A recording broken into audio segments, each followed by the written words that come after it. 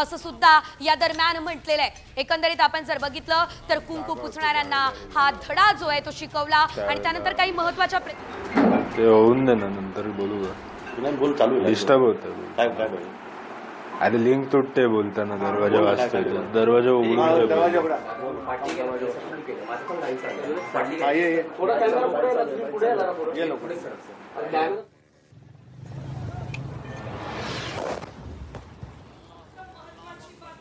म्हणजे भारतानं पाकिस्तानच्या 5 ठिकाणांवर एअर स्ट्राईक केला। युद्धासारख्या कृतीचं उत्तर देण्याचं पूर्ण अधिकार असल्याचं शहबाज शरीफ काय म्हणतात ते बघतोय आपण। संपूर्ण पाकिस्तानी देश सशस्त्र दलांसोबत उभा आहे असं ते म्हणतात। बाबांना शांती मिळाली असेल हे बघून, एवढं सांगू शकतो।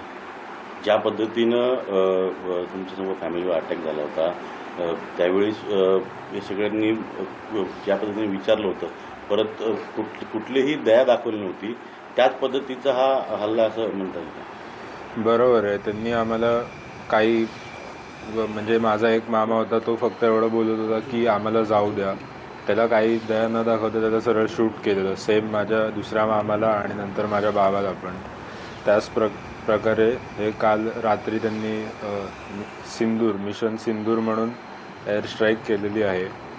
त्याचा आम्हाला हे झालेला आहे, आनंद झालेला आहे बस।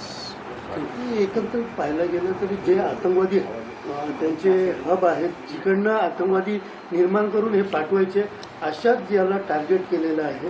आणि भारतीय सेनेने ज्या पद्धतीने ट्विट केलेलं आहे की कुठेतरी आम्ही त्यांना उत्तर दिलेलं आहे, यावरती त्याच्यावरती मी म्हटल्याप्रमाणे समाधानी आहे। त्यांनी म्हणजे जिथनं हे सगळे अतिरेकी निघतात त्या 9 जागांवरती त्यांनी टार्गेट केलेलं आहे आणि अशाच अजून कारवाया व्हाव्यात अशी इच्छा आहे।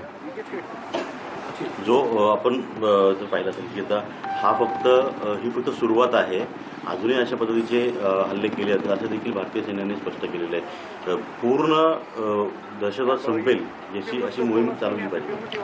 100% पूर्ण नेस्तनाबूत करून टाकलं पाहिजे अशा सगळ्यांना।